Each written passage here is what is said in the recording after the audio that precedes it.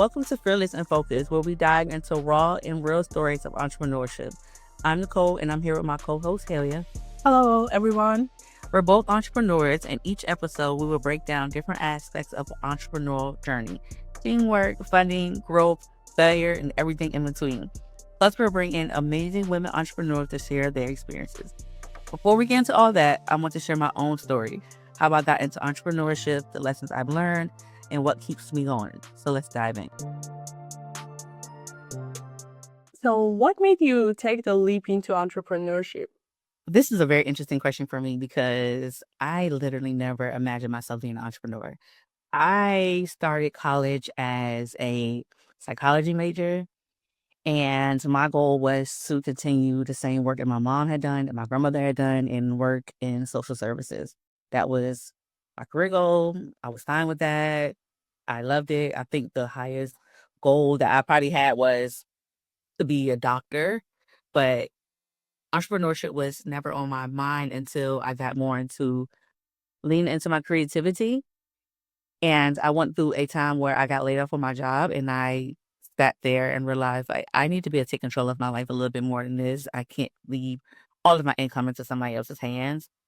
And I just stayed up all night researching what can I do with the talents I already have to create income for myself. And that kind of was the first entrepreneurship that or seed that was planted. So, was there a pivotal moment that forced you to embrace change? Yes. So during that same time where I went through that first layoff, my boyfriend at the time was a real estate investor, a property manager, and he had pretty much been an entrepreneur, self-sufficient, with making his own money, working for himself all of his 20s. He was 29 at the time. And when I kind of told him about what I wanted to do, he motivated me a lot. He encouraged me. He believed in me. Like still to this day, when we talk every once in a while, he encourages me. And that was the first moment that I realized that maybe I am good at this. Maybe I can do this. So I started off actually customizing shoes. I like painted the leather, bedazzled them, and did all this. This was in 2000, oh God, 2011, 2010, 2011. And I just felt encouraged. He believed in me and he gave me small goals to achieve. And I was like, oh, okay, I think I can do this. And people liked it. I connected with other creative people, and that kind of just really set my tone for feeling encouraged. Like maybe if this is something I can see myself doing. And by the end of that year, I ended up changing my major from psychology to business, and I delayed getting my associate's degree by a semester because I was like committed to this being my path. So, you kind of had a shift in your mindset. And how was this transition from a structured career to building your own company for you? Even though in 2011, I had the idea of wanting to be an entrepreneur and had these small successes of connecting with creatives, I was still in the military part time. And it wasn't enough to sustain myself. So I still had to do all the other things. I still was in school, had started to work part time jobs. But when I sat back and I realized that the military gives me the structure that I need to be resilient, to keep going, to push myself out of my comfort zone. And the more and more I got into entrepreneurship and felt more empowered as a businesswoman, the more and more I realized that I needed the military less and less.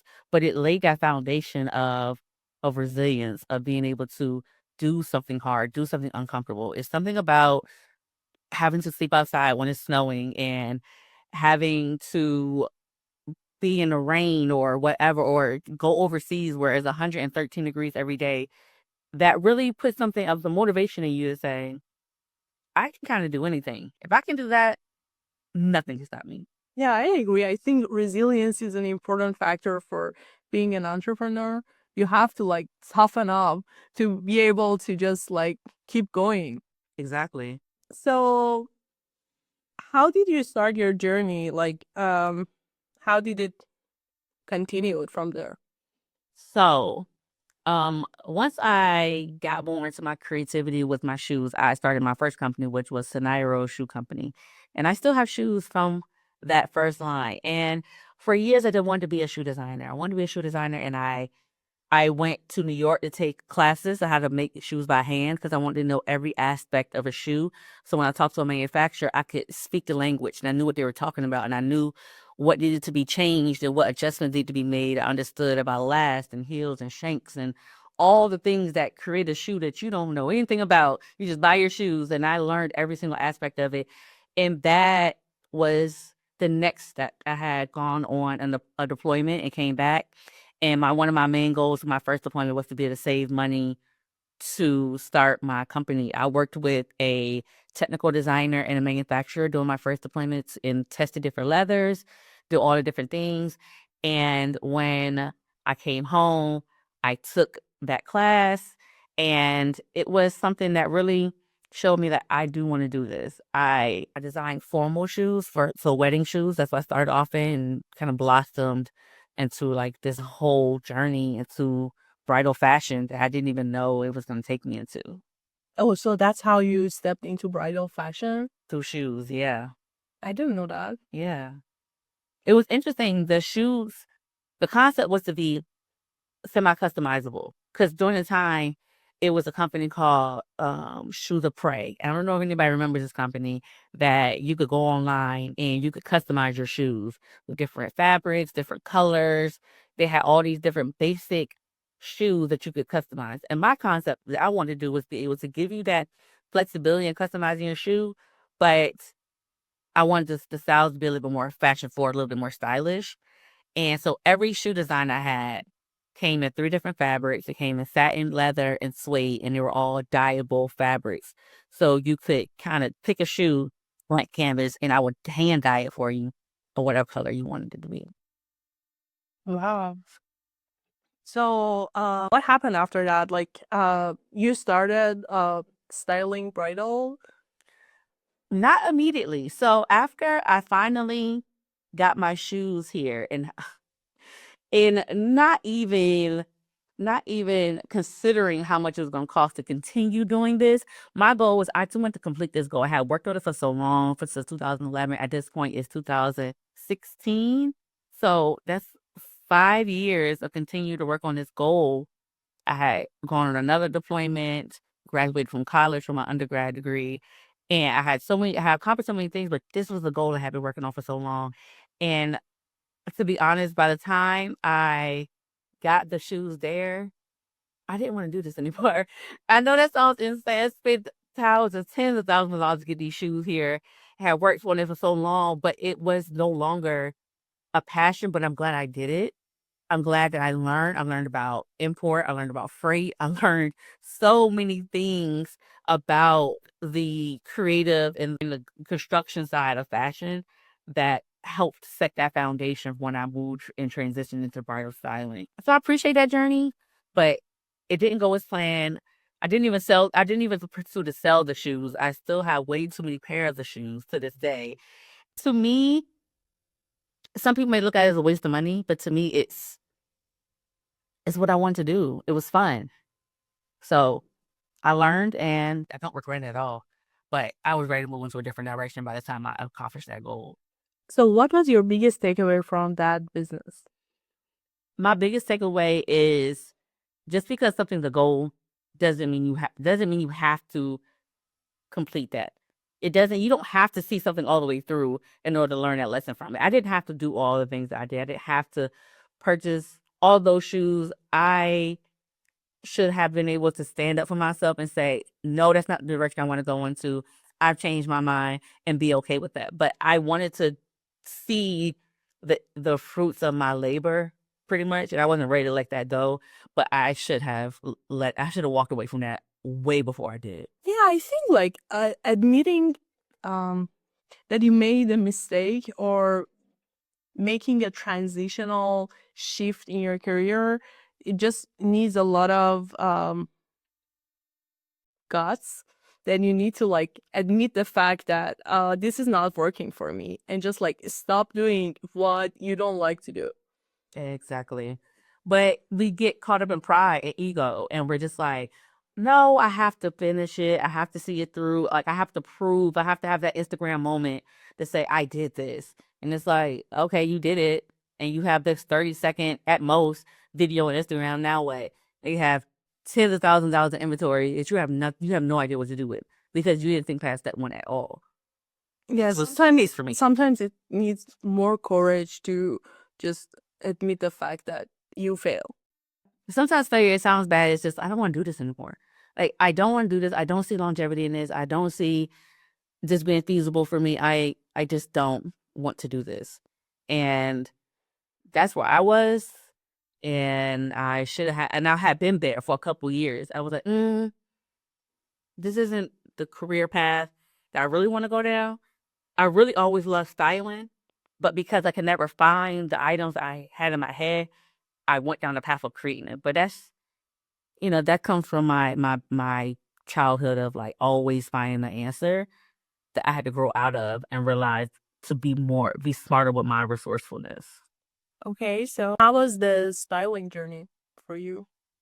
So I tell this story all the time, and it's so weird talking to you about it because I feel like you've heard me say this a million times. But so in 2007, I designed my prom gown, and that was my first introduction into garment construction and bringing something to life. And that was so fun for me.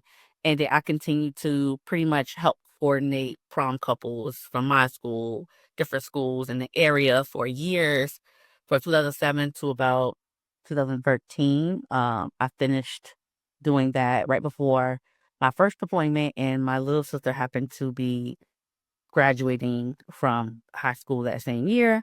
So she was my last client. I was kind of done with that. I had a fun time, but I really continued to do it because of them, and they were graduating, so I didn't pursue it anymore. It was a hobby at that point. It wasn't a job. I didn't even think of it as a job. I just was doing something that I really enjoyed. And then when I got engaged in 2017, I wanted something different for my home wedding, so I went into garments. I went into like designing garments, and I kind of stumbled and put into styling because my design style was completely different than most. So I was designing bridal separates, and I had to offer something different to get people to consider me as an option because what I was offering was so different. So I started a service where you could come and you could contact me about something that I designed. But even if I don't have something that you're looking for, I can also offer you these services to find what you're looking for. Because I understood that my design style was very niche. It was very specific to a very specific type of bride. So I said, let me channel back into my styling, get back into my styling bag. I know how to do that. And that's kind of how I stumbled upon bridal styling. I didn't even know there were other bridal styles out there. I hadn't researched it and did all of the market research. I said, this is something I like. I know people will pay me to style them because I've styled them for different things. Why would somebody not pay me to style them for their wedding? So I, it was something I wanted, what I was learning about bridal style when I was looking for my dress. And I kind of took that on as a challenge. Again, back to like what's fundamentally in me. Like I see a problem, I want to fix it. And I feel like I don't have the skills to fix it. That's kind of how I set out to do it. And I realized there's this whole world out there of like independent bridal stylists that's seeing the same thing. And I got connected with them, and it was a great journey. So did you thought of it as a business or was it more like a freelance kind of work for you? I thought of it as supplement to me being a designer. I thought my path was I wanted to be a designer. I wanted to design these amazing, unique bridal pieces, and styling was something that I could do to help bring light and vision to my design. So I started off with like style shoots, which I really love. Style shoots are my favorite. And that sounds bad because some people love styling brides. I love brides. I do. But I love style shoots because it allows me to be creative, to have creativity with no bounds, with no expectations. I can kind of do what I want to do because this is my imagination. It's not a real wedding. I can go out. So I didn't look at it from a perspective of I'm starting a business as a bridal stylist. I looked at it as from the perspective of I'm a designer. I'm a designer and I also know how to style. Mm-hmm. But how did you find your customers? How did you put yourself out there? I just continued to like network. I joined. I was in a community in Northern Virginia, and I spoke about being encouraged entrepreneurship a lot. I spoke about my journey. I spoke about what I did, and my very first client came from a referral from somebody in that community. They reached out to me, and they're like, "Hey, you go to church with such and such," and he told me to reach out to you because you do something with bridal. And I'm just like, sure, yes, like let's do it. And that was my first client. She was amazing. She wanted a silver and gray wedding gown. And I was like, okay, challenge accepted. And we got her married in her gown. She felt beautiful. She got married in Jamaica. And I ended up actually styling her entire bridal party, including the groomsmen and low key her groom. And that experience let me know that I did not want to offer in-person bridal styling. I wanted to do all of my services online. It was a lot of work, but I learned so much. I loved it. And it continued to grow from there. Like I joined organizations and I just continued to market, and all of my clients came from referrals, which I loved because it's like you came to me wanting what I have and I didn't have to convince you. So it was a good experience. So you did all of the process online? After my first client, I did pretty much everything online. If I needed to be in person, I had a client in Virginia Beach one time where I could not find the perfect earrings for her in time to send them to her. And I had to drive from Woodbridge to Virginia Beach. It was about 3 hours on her wedding day to make sure I dropped those earrings off. So mainly online, but if I need to do that, I will. What was the biggest unexpected challenge you faced in this journey? Oh, wow. That is a good question. The biggest unexpected challenge. I feel like having to stop. Like I knew that I need to take a different direction with my company and my brand around, this is gonna sound crazy, but like end of January, beginning of February 2020, right before the pandemic hit. I had a studio in DC. I I know I needed to pivot. I didn't know why. I was styling, everything was great. I was designing, things were great, but I just felt like there was something different. There was something different from me. Something different was calling me, and I knew it was time for me to close my studio. And I moved out the end of February, going into March 2020. And that was kind of, again, I learned my lesson from the first time with my shoes by not pulling out of something when I no longer know I want to go in that direction. And I took action then. And trying to figure out where to go from there was my biggest challenge. I didn't know why I needed to pivot. I didn't know why this wasn't the direction I wanted to go anymore. I just knew that it wasn't. And I needed to at least shut that part down to give myself financial space and mental space to figure it out. But that was the most challenging part for me. I kind of wanted to shift from being a freelancer, working for myself, to like forming a company. How do I take the skills and the experiences that I have and have a company, like with employees and a mission and a vision and like this huge thing? I knew I had a bigger Something is scalable. right, exactly something scalable and something that can IPO one day. Mm-hmm. And I wasn't on that path doing what I was doing, so I needed to give myself that space, and that was challenging. It took me 3.5, almost 4 years to figure out where to go from there. And where did you go from there? And where I went is I knew I wanted to get into tech somehow. I was not a tech person. Like I knew how to use my phone. I can make a good Instagram, but like I'm not a tech person. But I knew that that's where the future was going, and I brainstormed and came up with very very ambitious ideas, which I feel like I will still be able to accomplish one day. But I settled to where we are now. That brought us together to where we have NNK and we have MatchaGown, and we are utilizing technology to help improve the bridal shopping experience for modern brides. So all of that got us here. What a journey, huh? Starting from psychology, joining army, designing shoes, being a stylist, and now starting a tech startup in bridal fashion. I know it's Mind blowing. it's wild when I think about it. I'm like, oh my God, like I've been through so much and it doesn't seem like it. It goes by so fast. So what's different this time with this startup that you're having? I'm being way more intentional about how I make decisions. I am leading with data and more of an analytical mind. I feel like us being in school during our program, it definitely helped shift my mindset to understand that I need to make decisions based on what the market is saying.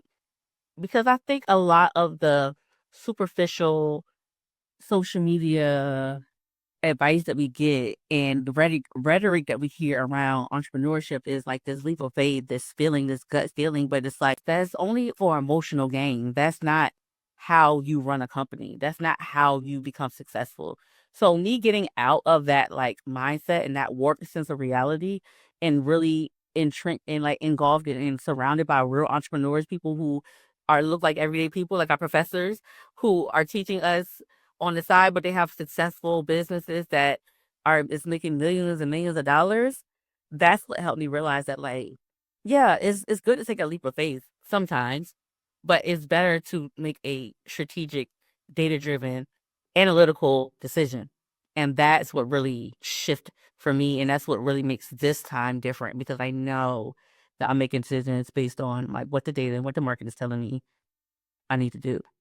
And can you explain a little about what you're doing right now for the audience? Yeah. I took my company, NAK Design Studio, from focusing on fashion to a bridal fashion tech agency. During those 3.5 years, I took that break. And what we do now is we create tools that improve the bridal shopping experience for modern brides. And right now we're working on our first tool, our flagship tool. It's called MatchaGown. And this tool is a AI matchmaking tool that matches brides to their gowns. And what's so interesting, what's so cool about this tool that I love so much is that it's this easy 4-step process that really sets the foundation of creating a value for brides in their bridal shopping experience. So you would come to our site and you would say, hey, I have no idea what I want to wear. I would say, sure, start this assessment. And you say, click start here. And you're going to give us some information and we're guiding you along on that process too. We're like educating you. So it's a give and take process.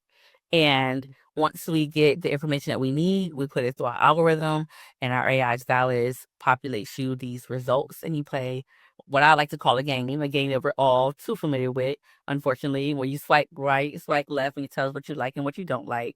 And then once you finalize your top five, your favorite, your top five, it produces what we call a style report. And that style report gives you the who, what, when, where, and the hows of how to shop for your dress.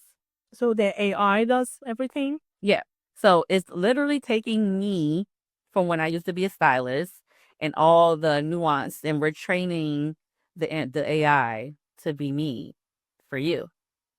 I understand. Actually, I understand a lot because um like I'm very dedicated to matching out. Yeah. And the thing that really is interesting for me is that we have this AI mentality in this startup, Right. and we try to just do everything with AI first, and if we cannot just handle it with AI, we look for plan B and C.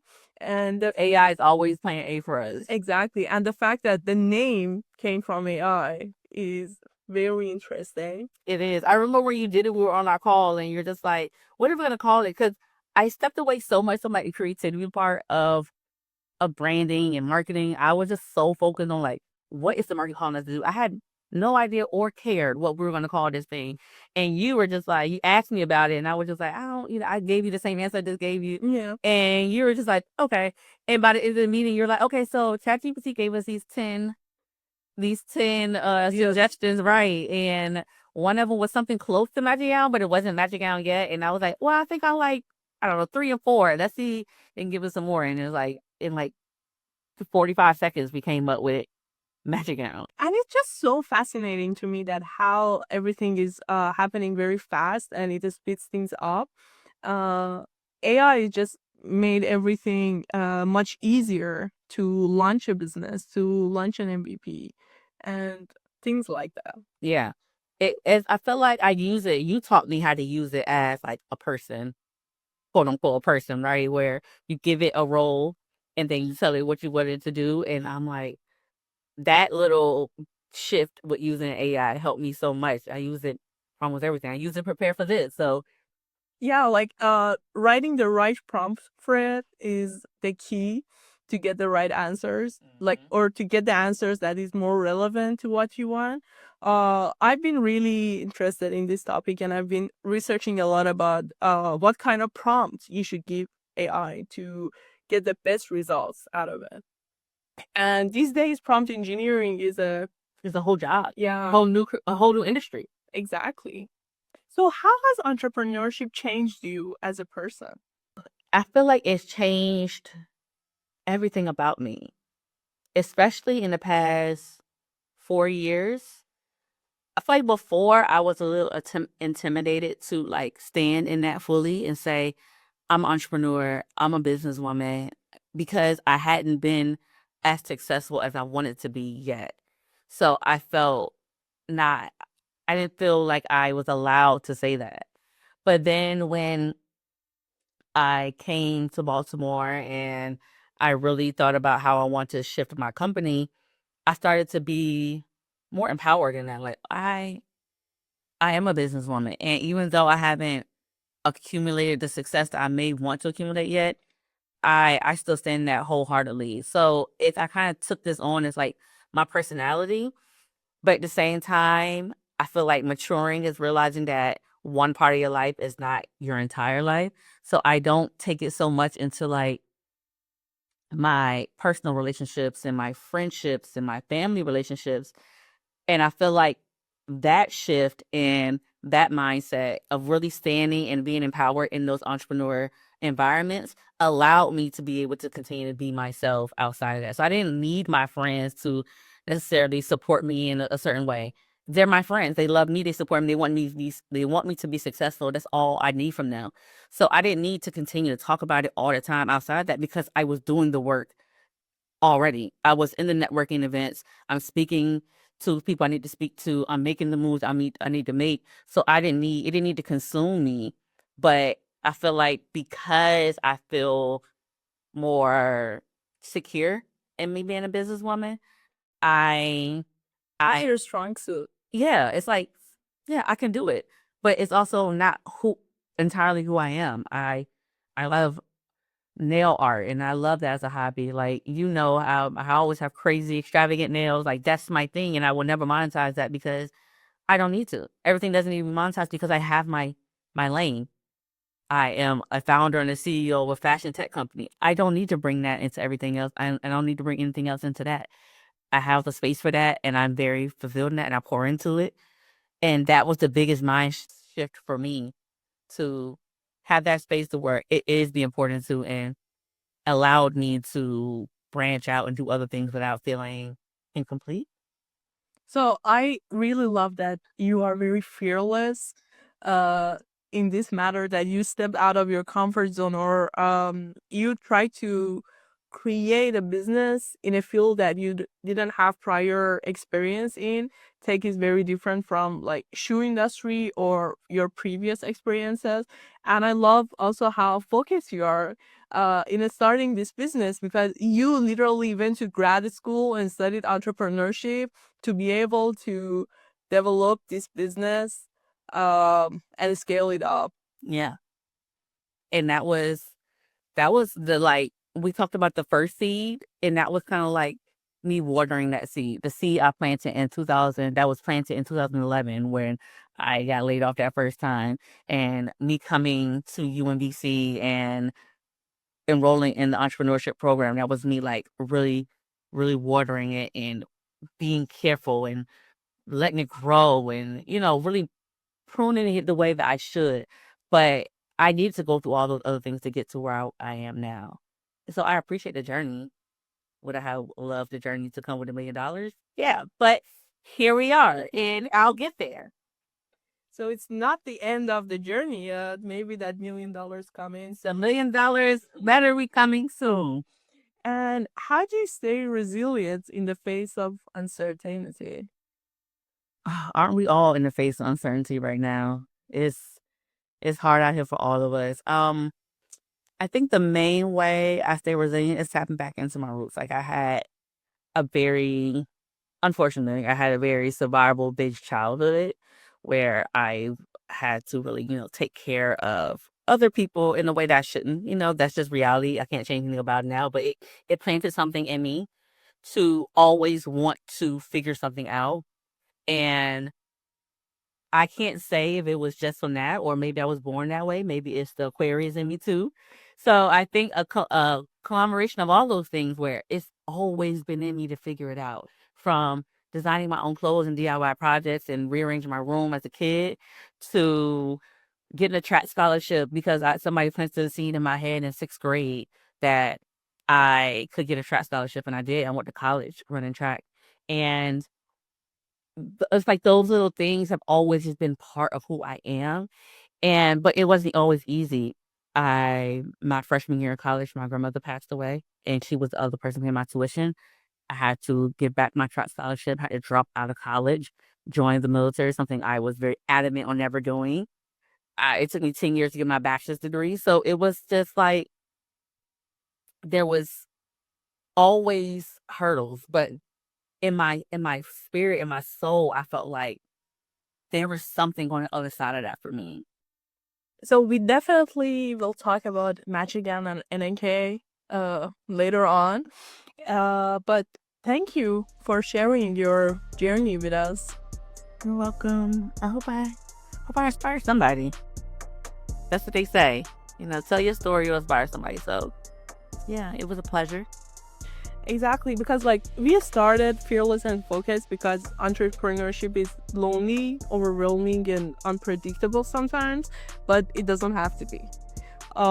We want to have these real, honest conversations and not just about what works, but also about what doesn't. And in each episode, we will focus on a key concept like teamwork, resilience in entrepreneurship, funding, branding, scaling, and everything in between. And we will break it down in a way that's actually useful. Thanks for listening, and see you next time on Fearless and Focused.